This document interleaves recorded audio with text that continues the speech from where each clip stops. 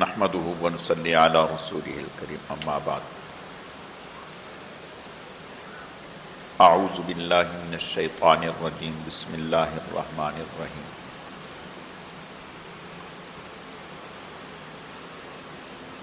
قل ان کنتم تحبون اللہ فاتبعونی یحببکم اللہ ویغفر لکم ذنوبکم واللہ غفور رحیم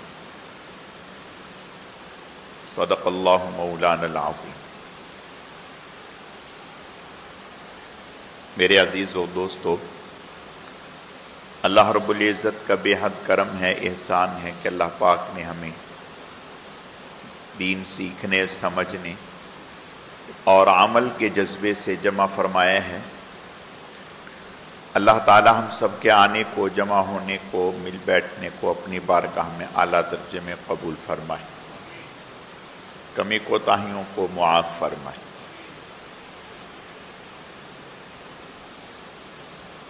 صحابہ کرام رضوان اللہ علیہم اجمعین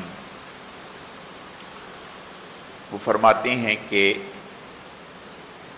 میدان جہاد میں جب لڑائی شدت پر ہوتی تو ہم اپنی حفاظت اور اپنا دفاع حضور کے ساتھ رہ کر کرتے، یعنی حضور کے ساتھ ہوتے تو ہمارے لیے ایک مضبوط سہارا ہوتا۔ جیسے ایک بچہ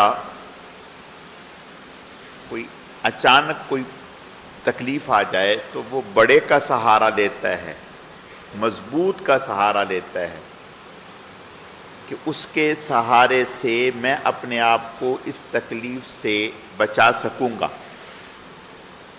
تو صحابہ کرام رضوان اللہ علیہم اجمعین فرماتے ہیں کہ ہم میدان جہاد میں دشمن کے حملوں سے یا لڑائی کی شدت میں آپ صلی اللہ علیہ وسلم کا سہارا حاصل کرتے، آپ کے ساتھ ہوتے۔ تو آپ صلی اللہ علیہ وسلم جیسے ظاہری اعتبار سے سہارے ہیں، ایسے ہی آپ صلی اللہ علیہ وسلم اخروی اعتبار سے ہمارے لیے بہت بڑا سہارا ہے۔ چنانچہ حدیث شریف میں آتا ہے آپ صلی اللہ علیہ وسلم قیامت کے دن آپ کی شفاعت 5 طرح کی ہوگی،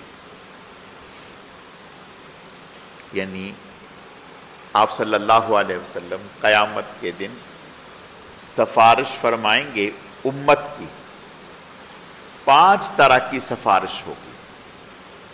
سب سے پہلی آپ کی جو شفاعت ہوگی اس میں مسلمان، کافر، جنتی، جہنمی سب کے لیے ہوگی، سب کے لیے ہوگی۔ اور وہ سفارش یہ ہوگی کہ سبھی لوگ پریشان ہوں گے، حتیٰ کہ کافر بھی یہ کہیں گے کہ بھلے ہمیں جہنم میں ڈال دیا جائے لیکن اس مصیبت سے ہمیں نجات مل جائے، قیامت کی ہولناکی اور شدت سے ہمیں نجات مل جائے، جہنم میں ڈال دیں لیکن یہاں سے ہمیں نجات مل جائے، حساب کتاب شروع ہو جائے۔ تو سب سے پہلی شفاعت آپ صلی اللہ علیہ وسلم کی یہ ہوگی۔ آج اگر ہم یہ چاہیں ہم فتنوں سے بچیں تو اس کا آسان طریقہ یہ ہے کہ جس قدر زیادہ حضور کے قریب ہوں گے اتنا ہی ہم زیادہ فتنوں سے بچ سکیں گے، جتنا حضور سے دور ہوں گے اتنا فتنوں میں مبتلا ہوں گے۔ اب رہا یہ کہ حضور سے قریب ہونے کا کیا طریقہ ہے. حضور سے قریب ہونے کا طریقہ یہ نہیں کہ آپ کے ساتھ ہوں، نہیں، بلکہ آپ صلی اللہ علیہ وسلم سے محبت، عقیدت، آپ کے اسوہ حسنہ پر عمل، یہ ہمیں آپ صلی اللہ علیہ وسلم سے قریب کرتا ہے.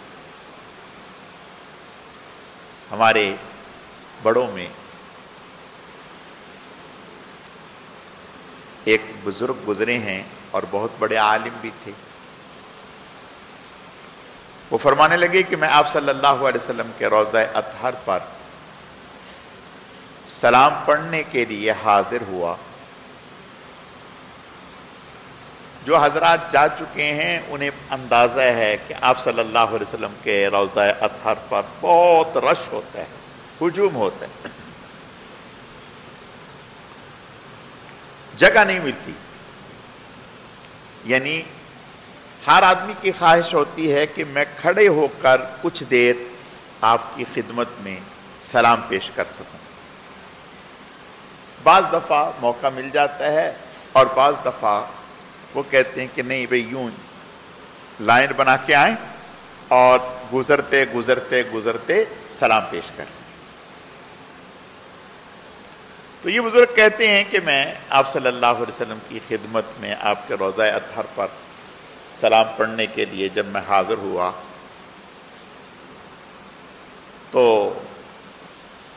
کہتے ہیں کہ میں دور کھڑا تھا، تھوڑا سا فاصلے سے تھا، تو میں سلام پڑھ رہا تھا اپنے دھیان میں. میں نے محسوس کیا کہ میرے آگے تھوڑی جگہ خالی ہو گئی. جگہ خالی ہو گئی تو میں نے سوچا کہ میں چند قدم آگے بڑھ کے قریب ہو جاؤں. میں فاصلے سے کھڑا ہوں. کہہ رہے ہیں کہ میں ابھی یہ سوچ ہی رہا تھا کہ میں قریب ہو جاؤں، اچانک مجھے ایک آواز سنی کہ ہمارے قریب وہ نہیں جو جالی کے ساتھ لگ کے کھڑا ہے، ہمارے قریب وہ ہے جو سنتوں میں ہمارے زیادہ قریب ہے، جو ہمارے طریقوں میں ہمارے زیادہ قریب ہے، وہ ہمارے قریب ہے. عام آدمی تو قرب اسی کو سمجھتا ہے کہ بھئی میں جالی کے قریب لگ گیا، مجھے تو بڑا بھی قرب ہو گیا. وہ اس کو قرب سمجھ رہا ہے.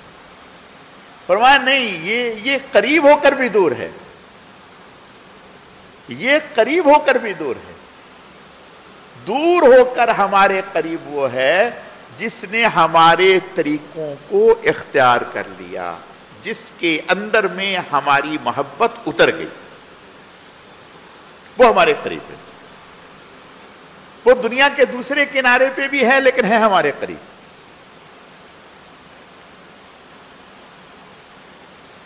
اب آپ صلی اللہ علیہ وسلم کی محبت کیسے حاصل ہو؟ بھئی چاہتا تو ہر آدمی ہے کہ بھئی حضور کی محبت حاصل ہو جائے، اور ہے بھی، اللہ کا شکر ہے. لیکن بدرجہ اتم کامل محبت حاصل، ایسی محبت ہمیں بھی لگے کہ بھی ہمیں حضور سے محبت ہے. اس کے لیے مجاہدہ ہے. اب مجاہدہ کیا ہے؟ مجاہدہ یہ نہیں ہے کہ جیسے ہندو عیسائی یہ لوگ کرتے ہیں، کبھی ایک ٹانگ پہ کھڑے ہیں، مہینہ کھڑے ہو گئے، 2 مہینے کھڑے ہو گئے، ایک چلہ کاٹ رہے ہیں. نہیں، یہ مجاہدہ نہیں. مجاہدہ یہ ہے کہ دل چاہے یا نہ چاہے، لوگ اچھا کہیں یا برا کہیں، حضور صلی اللہ علیہ وسلم کے اقوال، افعال، عادات، شب و روز کی زندگی، اس کو اپنے اندر اتار لے. بس یہ سب سے بڑا تصوف ہے، اس سے بڑا تصوف ہی کوئی نہیں۔ اگر کسی آدمی نے حضور صلی اللہ علیہ وسلم کے شب و روز کو، آپ کے اقوال کو، افعال کو، عادات کو اختیار کر لیا تو سمجھو کہ وہ حضور صلی اللہ علیہ وسلم کا قرب پا گیا۔ لیکن میرے عزیزو، اس کے لیے تھوڑی سی ہمت دکھانی پڑتی ہے۔ وہ ہمت کیا؟ ہم لوگ عادی ہیں سالانہ عرس کے، عرس برسی کے، کہ کیا مطلب کہ بھئی سال کے بعد ایک آدھ دفعہ حاضری لگوا لیں، بھلے پوری رات جگوا لیں، یہ تو ہم کر لیں گے۔ یہ کہ بھئی روز آنا، ایسا کرنا ہے، اس طرح سے چلنا ہے، یہ نہیں ہو پاتا۔ اور یہی مطلوب ہے، یہی تقاضا ہے کہ آپ صلی اللہ علیہ وسلم کی زندگی صبح سے شام، رات سے صبح اپنے روز مرہ کے اعمال میں لے آئے۔ اب جوش دیکھو، جوش ایک مہینہ آدمی دکھا دیتا ہے، 2 مہینہ دکھا دیتا ہے، 3 مہینہ دکھا دیتا ہے، لیکن پھر گرنے لگتا ہے، پھر گرنے لگتا ہے، پھر محبت جو ہے وہ دم توڑنے لگتی ہے۔ نہیں، کچھ بھی ہو، ہمارے قریب کے بزرگوں میں، ابھی قریب کے بزرگوں میں حضرت مولانا محمد یوسف لدھیانوی رحمت اللہ علیہ، بعض لوگوں نے تو حضرت کی زیارت بھی کی ہوگی، ہماری مسجد میں بھی تشریف لائے کئی دفعہ، بعض نے حضرت کی زیارت نہیں کی۔ لوکی، جس کو ہم کدو بھی کہہ دیتے ہیں، آپ صلی اللہ علیہ وسلم کو یہ پسندیدہ تھی، محبوب تھی کھانوں میں۔ آپ صلی اللہ علیہ وسلم اسے خوش ہو کر تناول فرماتے تھے۔ اس کا کھانا سنت کی نیت سے کھائیں تو ثواب، لازم نہیں، فرض نہیں، نہ کھائیں گناہ نہیں۔ آپ نے ساری زندگی بھی نہیں کھائی تو کوئی گناہ نہیں۔ حضرت مولانا محمد یوسف لدھیانوی رحمت اللہ علیہ 7 سال تک، 1 دن 2 دن 3 دن 4 دن نہیں، 7 سال تک صبح دوپہر شام ناشتہ، دوپہر کا کھانا، رات کا کھانا، کوئی ٹائم ایسا نہیں ہوتا تھا کہ دسترخوان پر لوکی کا سالن نہ ہو۔ لوکی کھانا، پھر مستقل کھانے کی وجہ سے شاید اطباء نے کہا کہ کچھ تھوڑا سا معدے میں کوئی اس کی تاثیر کی وجہ سے، تو اس وجہ سے کچھ وقت کے لیے چھوڑی، ورنہ کھائی۔ یہ کیا ہے؟ یہ محبت ہے۔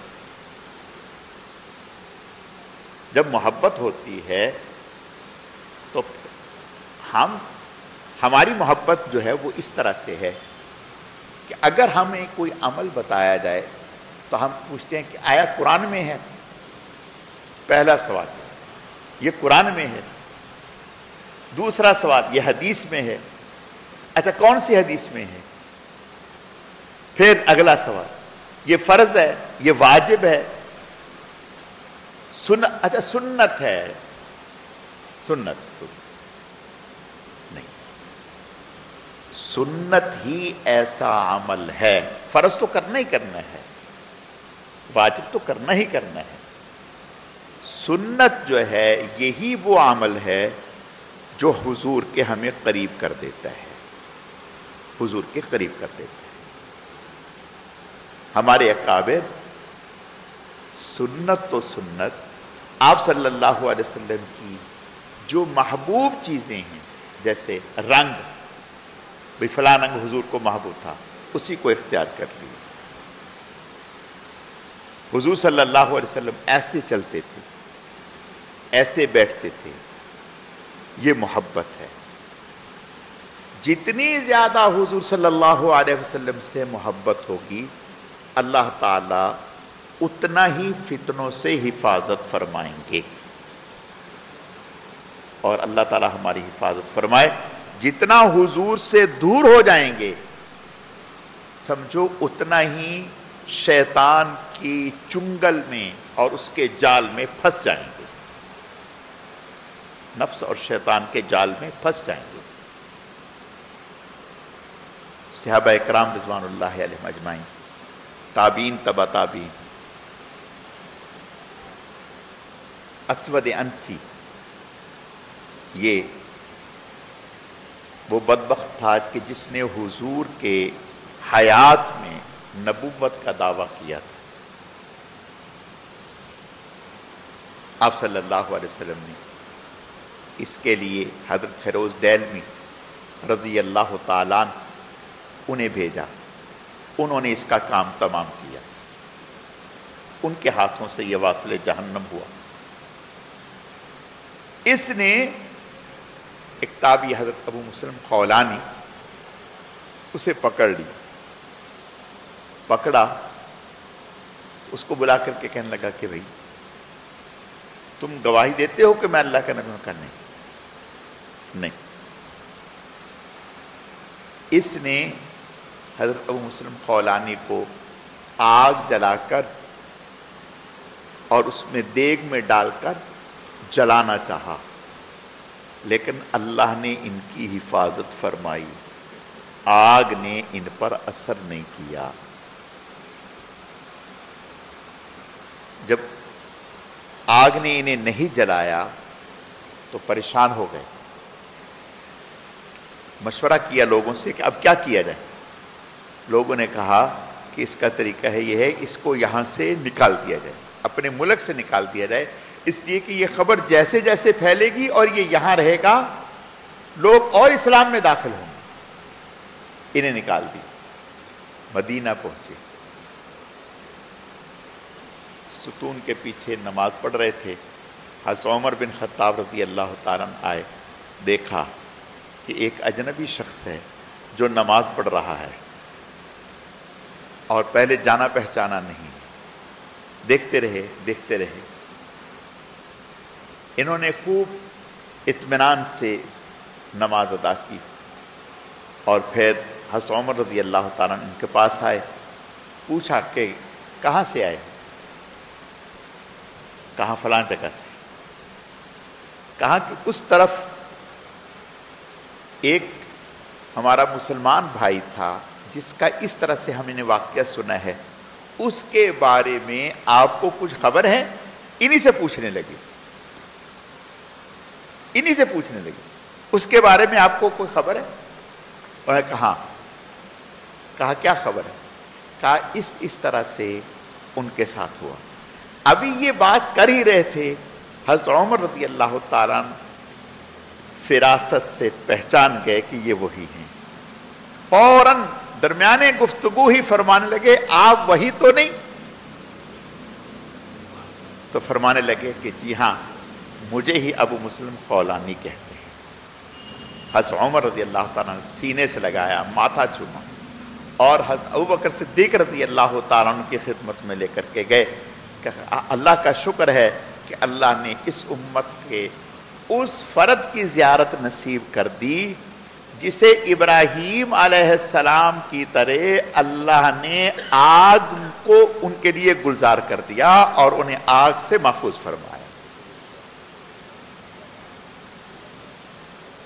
حضرت حبیب بن زید رضی اللہ عنہ، مسیلمہ کذاب،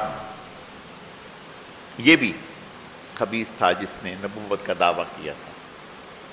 آپ صلی اللہ علیہ وسلم نے اس کے کلا کما کرنے کے لیے اپنی حیات میں آپ صلی اللہ علیہ وسلم نے حضرت اسامہ بن زید رضی اللہ تعالیٰ عنہ کی قیادت میں لشکر تیار کیا، اور جس میں صدیق اکبر بھی تھے، عمر بن خطاب بھی تھے، اور وہ تھے حضرت اسامہ بن زید رضی اللہ تعالیٰ عنہ کی قیادت میں۔ اور اسامہ بن زید کی عمر کیا تھی؟ 17 سال 17 سال، اور قیادت میں کون ہیں ان کی؟ صدیق اکبر، عمر بن خطاب، بڑے بڑے اجلہ صحابہ۔ اب لوگوں کو ہونے لگا کہ بھائی ایک چھوٹے سے بچے کو، حضرت ابوبکر صدیق رضی اللہ تعالیٰ فرمانے لگے کہ جسے اللہ کے نبی نے ہمارا امیر نامزد کر دیا وہ ہمارا امیر ہی ہے، کچھ بھی ہو۔ حضور علیہ السلام تک بھی بات پہنچی کہ کچھ لوگ اسامہ بن زید کی امارت پر چیمے گوئیاں کر رہے ہیں۔ فرمایا کہ اس سے پہلے تم نے اس کے باپ کی اوپر بھی چیمے گوئیاں کی تھی، وہ بھی اس کا حال تھا، اسامہ بھی اس کا حال ہے، اسامہ بھی اس کا حال ہے۔ ابھی لشکر قریب تھا، نکلا ہی تھا، آپ صلی اللہ علیہ وسلم کا وصال ہو گیا، واپس آ گئے۔ صدیق اکبر رضی اللہ تعالیٰ عنہ خلافت پر آنے کے بعد سب سے پہلا کام یہ کیا کہ اس لشکر کو روانہ کیا۔ اس لشکر میں خالی 700 حفاظ اور قرہ شہید ہوئے، صرف 700 حفاظ اور قرہ شہید ہوئے، ورنہ حضور صلی اللہ علیہ وسلم کی حیات مبارکہ میں جتنی بھی جنگیں ہوئیں ان تمام جنگوں میں 256 لوگ شہید ہوئے، 256 لوگ شہید ہوئے حضور کی پوری حیات میں، تمام جنگوں میں۔ اور یہاں جو حضور کی حفاظت کے لیے جنگ لڑی گئی مسیلمہ کذاب کے خلاف، اس میں خالی حافظ اور قاری جو شہید ہوئے وہ 700 صحابہ اکرام تھے، اور ٹوٹل 1200 صحابہ اکرام تھے، 1200 صحابہ اکرام، اور جس میں ایک بڑی تعداد بدری صحابہ اکرام کی بھی تھی جو شہید ہوئی۔ تو مسیلمہ کذاب نے صحابی رسول حضرت حبیب بن زید رضی اللہ تعالیٰ انہیں گرفتار کر لیا۔ جب گرفتار کیا تو کہنے لگا اتشہدو، آپ گواہی دیتے ہیں کہ محمد صلی اللہ علیہ وسلم اللہ کے رسول ہیں؟ ان سے کہا، انہوں نے کہا ہاں میں گواہی دیتا ہوں کہ محمد صلی اللہ علیہ وسلم اللہ کے رسول ہیں۔ پھر کہنے لگا کہ آپ گواہی دیتے ہیں، اپنے بارے میں کہا کہ میں اللہ کا رسول ہوں؟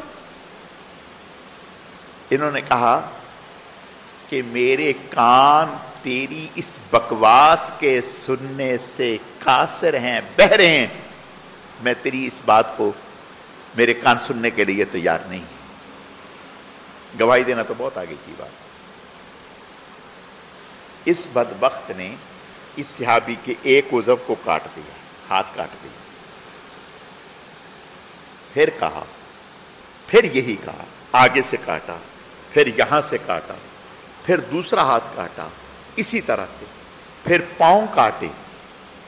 آپ سوچیں آج کے زمانے میں کوئی ایسی مثال پیش کی جا سکتی ہے؟ ایسا عشق رسول، ایسا حضور سے تعلق، ایسی حضور سے محبت، تو اس کی مثال لائی جا سکتی نہیں۔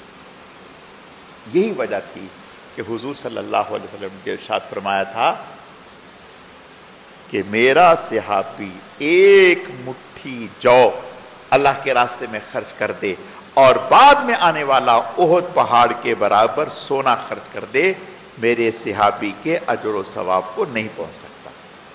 صحابہ جیسا اخلاص، ان جیسا عشق، ان جیسی محبت، ان جیسا ایمان، ان جیسا اللہ کا قرب کسی کے پاس آ سکتا ہی نہیں۔ کہاں سے لائے گا انسان وہ نگاہ جس نگاہ نے حضور کا چہرہ دیکھا اور جس نگاہ نے حضور کا چہرہ دیکھا ایمان لے آئے، وہ تو صحابی بن گئے. اور جس چہرے کو حضور نے رسالت اور نبوت کی نگاہوں سے دیکھ لیا، اس کا کیا مقام ہے؟ اس کا کیا مقام ہے؟ جس چہرے کو رسول اللہ نے رسالت اور نبوت کی نگاہوں سے دیکھ لیا، اس چہرے کا کوئی مقابلہ ہے؟ نہیں، اس چہرے کا کوئی مقابلہ نہیں. تو صحابہ اکرام رضوان اللہ علیہم اجمعین ہادی اور مہدی اسی لیے بنے کہ ان کے پاس جو عشق رسول تھا، ان کے پاس جو اطاعت رسول تھی، ان کے پاس جو محبت رسول تھی، بعد والی پوری امت کو جمع کر لیا جائے اس کا عشر عشیر بھی نہیں ہو سکتا.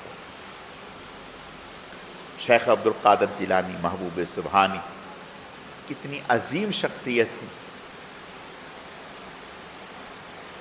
کسی نے پوچھا، کہا کہ بھائی صحابی کی بات کرتے ہو، اور اگر کوئی ایسا صحابی، حضرت معاویہ رضی اللہ تعالیٰ عنہ کے بارے میں کسی نے پوچھا تھا کہ حضرت معاویہ رضی اللہ تعالیٰ عنہ کا حضرت علی رضی اللہ تعالیٰ عنہ سے اختلاف رہا، تو حضرت معاویہ رضی اللہ تعالیٰ عنہ کے بارے میں آپ کا کیا خیال ہے؟ شیخ عبد القادر جیلانی سے کسی نے پوچھا. انہوں نے فرمایا کہ حضرت معاویہ رضی اللہ تعالیٰ عنہ کسی سواری پر سوار ہو کر آئیں اور اس سواری کے چلنے سے گرد اڑے، مٹی اڑے، میں راستے میں بیٹھا ہوں اور وہ مٹی میرے اوپر پڑ جائے، میں سمجھتا ہوں میری نجات کے لیے یہی کافی ہے، میری نجات کے لیے یہی کافی ہے. تم ان کا مقام پوچھتے ہو، تم ان کا مقام پوچھتے ہو. تو صحابہ کو مقام جو ملا وہ حضور سے عشق و محبت کی بنیاد پر ملا، حضور کی اطاعت و فرمانبرداری کی بنیاد پر ملا، حضور کے طریقوں کو اختیار کرنے کی بنیاد پر ملا. جو حضور نے فرما دیا بس وہ حرف آخر ہے، اس کے بعد کچھ نہیں، کچھ نہیں. نوجوان صحابی سونے کی انگوٹھی پہنی ہوئی، آپ نے دیکھ لی، آپ نے فرمایا آگے کرو ہاتھ، انہوں نے آگے کر دی، آپ نے یوں اتاری اور یوں پھینک دی، یوں پھینک. فرمایا پتہ نہیں یہ سونا ہے، مردوں کے لیے حرام ہے. اس کے بعد آپ صلی اللہ علیہ وسلم گھر تشریف لے گئے. لوگوں نے کہا کہ وہ اٹھا لو، اٹھا لو، بیچ دینا. گھر والوں کو کہا کہ نہیں، جس کو حضور نے پھینک دیا اب میں اس کی طرف دیکھنا بھی گوارا نہیں کرتا، اس کی طرف دیکھنا بھی گوارا. کہاں سے لائیں گے؟ میدان جہاد میں حضور صلی اللہ علیہ وسلم پر دشمن تاک تاک کر تیر مار رہے ہیں، تیر پورا، یعنی ٹارگٹ دشمن کا، کفار کا حضور ہیں احد میں. اور صحابہ اکرام رضوان اللہ علیہم اجمعین ان کے قدم اکھڑ گئے تھے، ایک عجیب کیفیت پیدا ہو گئی تھی. شیطان نے یہ خبر پھیلا دی تھی کہ حضور صلی اللہ علیہ وسلم شہید ہو گئے. اس خبر کے پھیلنے سے مسلمان جو ہے وہ ہمت ہار بیٹھے. بعض نے کہا کہ جب حضور شہید ہو گئے تو اب ہم نے کیا کرنا ہے، میدان سے نکل گئے. کچھ نے کہا کہ جب حضور نہیں رہے تو ہم نے زندہ رہ کے کیا کرنا ہے. تو ایسے میں دشمن آپ صلی اللہ علیہ وسلم پر خوب تیر برسا رہے ہیں. حضرت ابو دجانہ رضی اللہ تعالیٰ عنہ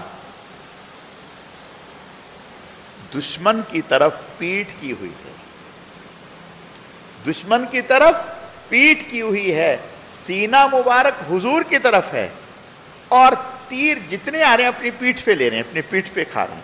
پیٹھ چھلنی ہو گئی. کسی نے کہا ابو دجانہ یہ کیا، یہ کیا؟ کہا کہ حضور کی طرف پیٹھ کرتے ہوئے شرم آتی ہے، میدان جہاد میں بھی حضور کو پیٹھ کرنا، پشت کرنا گوارا نہیں۔ آپ صلی اللہ علیہ وسلم تشریف لا رہے ہیں، آپ گلی میں داخل ہوئے، ادھر سے حضرت ابو ہریرہ داخل ہوئے، ادھر سے حضور، آپ نے حضرت ابو ہریرہ کو دیکھ لیا۔ تھوڑی دیر کے بعد آپ نے نگاہ نیچے کی تو حضرت ابو ہریرہ رضی اللہ تعالیٰ کھسک گئے، ادھر ادھر نکل گئے۔ آپ نے کہا کہ کیا ہوا؟ ابو ہریرہ تو سامنے سے آ رہے تھے، اچانک کہاں چلے گئے؟ خیر، دوبارہ ملاقات ہوئی تو فرمایا ابو ہریرہ جی یا رسول اللہ، کہا کہ میں نے دیکھا کہ میں گلی میں داخل ہوا، آپ بھی داخل ہوئے، تو آپ اچانک کہاں چلے گئے؟ حضرت ابو ہریرہ رضی اللہ تعالیٰ نے سر جھکا لیا اور کہنے لگے یا رسول اللہ معافی چاہتا ہوں، اصل میں پاک نہیں تھا، میں پاک نہیں تھا، نہانے کی حاجت تھی تو مجھے شرم آئی کہ اس حالت میں آپ سے مصافحہ کروں، اس حالت میں، حالانکہ ہاتھ تو ناپاک نہیں تھے، ہاتھ تو ناپاک نہیں تھے، یعنی ایسی گندگی نہیں تھی، لیکن صحابہ اکرام رضوان اللہ علیہم اجمعین ان کا عشق یہ تھا، محبت یہ تھی۔ صحابی بال اتنے بڑے بڑے ہو گئے کہ جب کبھی کھولتے ہیں تو نیچے لگنے لگتے ہیں، یعنی اتنے بڑے بڑے بال ہو گئے۔ لوگوں نے کہا کہ بھائی یہ کیا؟ حضور صلی اللہ علیہ وسلم نے 3 طرح کے بال رکھے ہیں، نصف کان تک، اس سے نیچے تک یعنی نرم حصے تک، اس سے تھوڑا نیچے تک یعنی نصف گردن تک، یہ آپ صلی اللہ علیہ وسلم نے 3 طرح کے بال رکھے۔ تمہارے بال جو ہیں وہ اتنے لمبے ہو گئے، آپ بال کٹواتے کیوں نہیں؟ انہوں نے کہا بات تو ٹھیک ہے، کٹوانے چاہیے، لیکن اس کے پیچھے ایک راز ہے، اس کے پیچھے ایک راز ہے، اس وجہ سے نہیں کٹواتا۔ کہا کیا راز ہے؟ کہا میرے سر پر حضور نے اپنا دست مبارک پھیرا تھا، میرے سر پر حضور نے اپنا دست مبارک پھیرا تھا، اب میں چاہتا ہوں جن بالوں پر حضور کا ہاتھ لگ چکا ہے یہ کسی کے پاؤں کے نیچے نہ آئیں، یہ ایسے ہی میرے ساتھ جائیں، یہ ایسے ہی میرے ساتھ جائیں۔ تو میرے عزیزو، میں عرض یہ کرنا چاہتا ہوں، آج ہم حضور صلی اللہ علیہ وسلم کی جو محبت کا حق ادا کرنا چاہیے، اس میں ہم میں بہت کمزوری ہے، بہت کمزوری، اس کمزوری کو دور کرنا چاہیے۔ اس کو دور کریں گے، اللہ تعالیٰ دینی اعتبار سے بھی برکتیں عطا فرمائیں گے، دنیاوی اعتبار سے بھی برکتیں عطا فرمائیں گے۔ قادیانی دیکھو، جب حضور سے محبت، جتنی زیادہ محبت ہوگی، حضور کے دشمن سے اتنی ہی زیادہ نفرت ہوگی۔ نابینا صحابی، نابینا صحابی، ان کی لونڈی نے حضور کی شان میں گستاخی کی، ان کی لونڈی نے حضور کی شان میں گستاخی کی، یہ نابینا تھے۔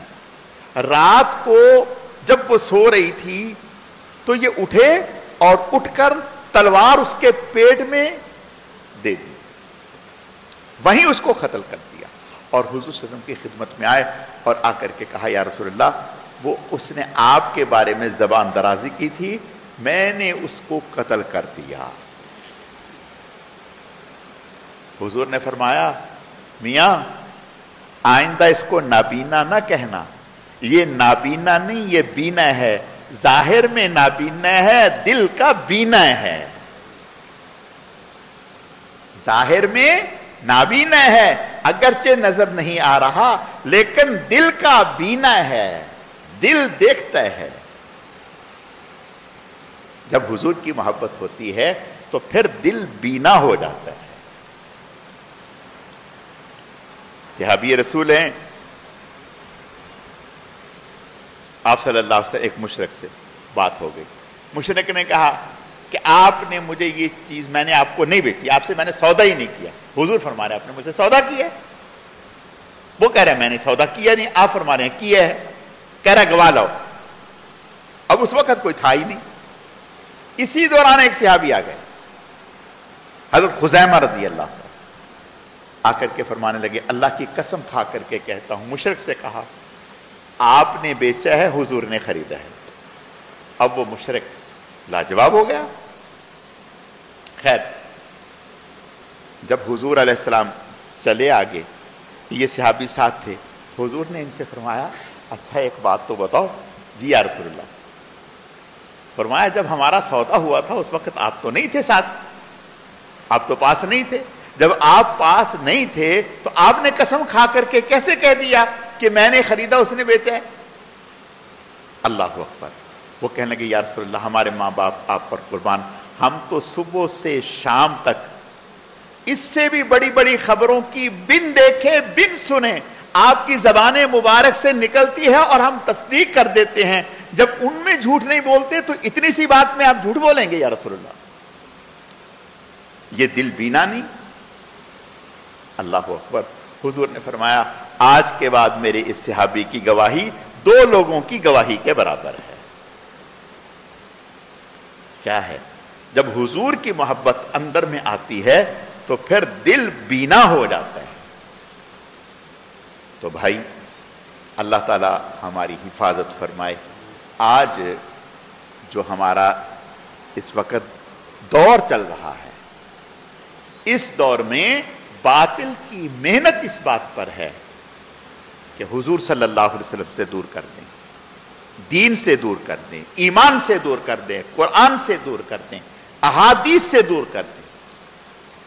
ایسے میں آپ صلی اللہ علیہ وسلم سے، قرآن سے، احادیث سے، دین سے اپنے رشتے کو مضبوط رکھنا۔ جس قدر مضبوط رکھیں گے ایمان محفوظ ہوگا، اور جتنا ڈھیلا چھوڑیں گے گمراہی کی دلدل میں پھنسیں گے۔ اللہ تعالیٰ سمجھنے کی، عمل کرنے کی توفیق عطا فرمائے۔ الحمدللہ رب العالمین والعاقبۃ للمتقین والصلاۃ والسلام علی سید المرسلین اللہم صل علی محمد النبی الامی وعلی آلہ واصحابہ وبارک وسلم وسلم۔ اے اللہ جتنا بھی درود شریف محض آپ کی توفیق اور آپ کے فضل سے پڑھا گیا، اسے اپنی بارگاہ میں بے حد قبول فرما، کمی کوتاہیوں کو معاف فرما، اس کا اجر و ثواب جناب رسول اللہ صلی اللہ علیہ وسلم کی خدمت میں بطور تحفہ اور ہدیہ قبول فرما۔